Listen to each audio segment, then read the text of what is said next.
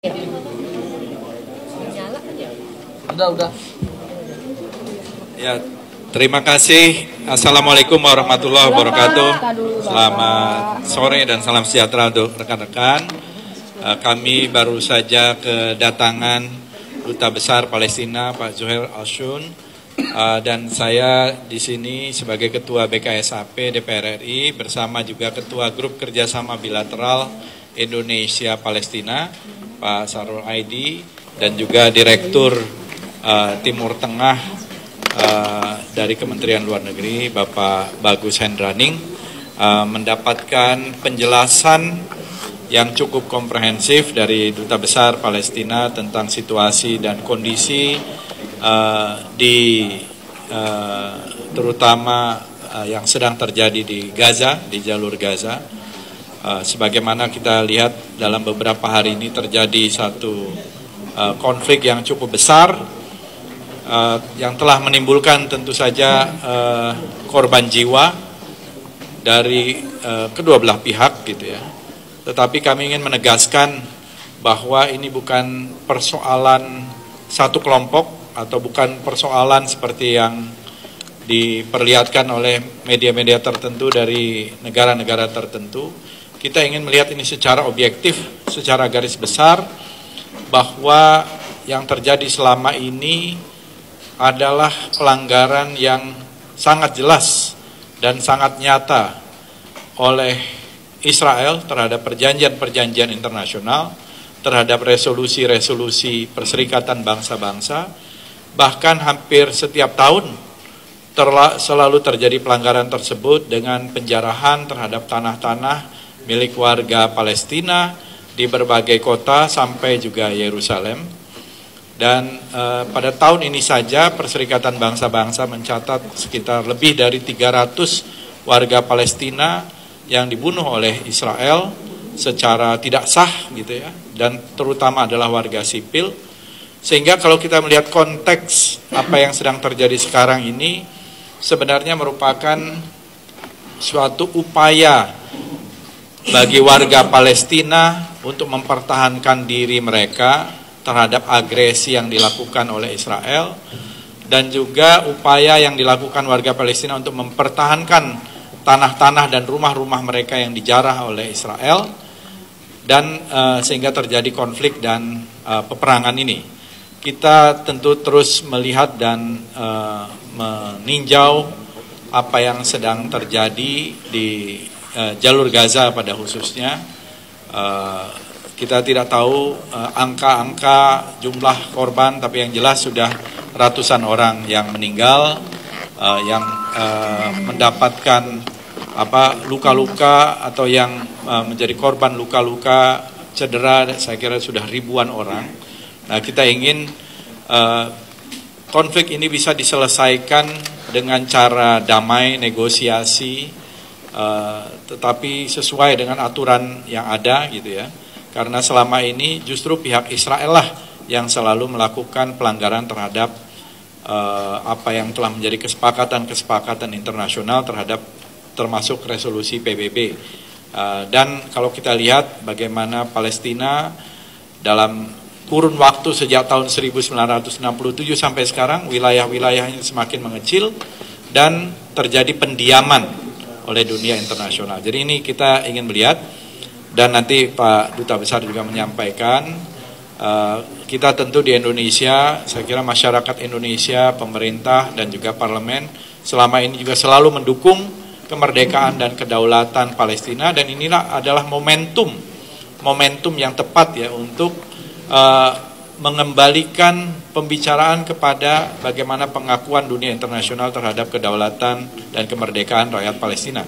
Saya kira ini mirip juga dengan kita dulu pada waktu kita dijajah oleh Belanda, terutama pada fase revolusi perang mempertahankan kemerdekaan. Ya, Belanda juga selalu menyatakan Indonesia cease to exist. Indonesia sudah tidak ada lagi, terutama tahun 48 ya. Tiba-tiba muncul serangan umum 1 Maret, ada pemerintah darurat Republik Indonesia dan lain-lain. Saya kira komitmen kita Indonesia sesuai dengan konstitusi kita bahwa kita harus menghapuskan penjajahan di atas dunia, dan karena itu tidak sesuai dengan peri kemanusiaan dan peri keadilan. Jadi, saya kira ini adalah perintah konstitusi kita dan Indonesia konsisten di dalam membela Palestina. Please, Excellency. Thank you. Assalamualaikum. Assalamualaikum warahmatullahi wabarakatuh. I have to speak in English or Arabic? English. Okay. Thank you, Excellency. Thank you for giving me this opportunity to be with you. Actually, in short, I can say that we have received today a very important and strong message from Indonesia supporting Palestinian just cause. As usual, this is not the first time. As always, Indonesia from the high level and everybody and even the public supporting and following from the heart about Palestinian just cause. Full of thanks for Indonesia and for their kind support for Palestine. Situation, we have discussed about the situation on the ground, is very tough. It's not easy. Killing civilians in Gaza area, especially Gaza area, more than 800 now have been killed by Israelis bomb and attacks daily on that ground. If anyone can ask why and why it's happened at this time, everybody knows that Israel's aggression, this is not the first time. Daily activities in Jerusalem, in all cities in West Bank, all settlers' activities against Palestinians, and destroying the houses, arresting the people in Palestine, surrounding Gaza, not giving any opportunity for any people to be living in proper, as everybody is living in this globe.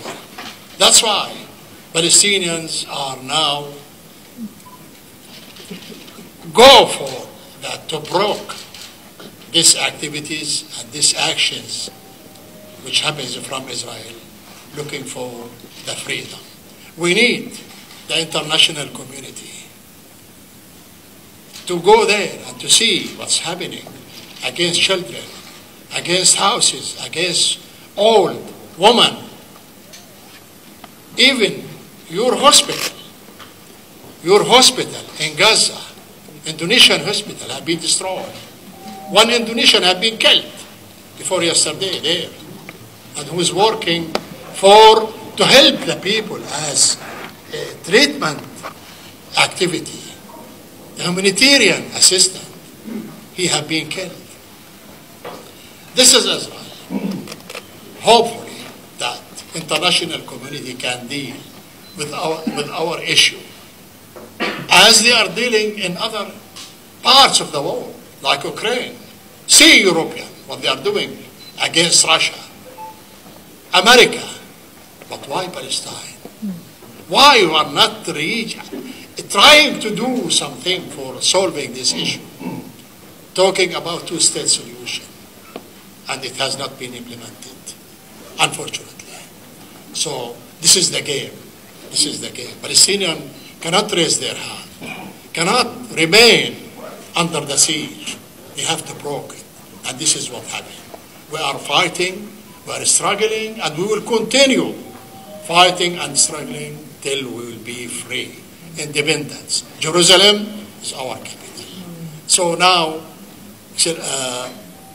our president and our authorities, our diplomacy is following all over the world to stop the aggression. And we requested Indonesia also to follow and to do their efforts, which no doubt about that. How to stop the aggression.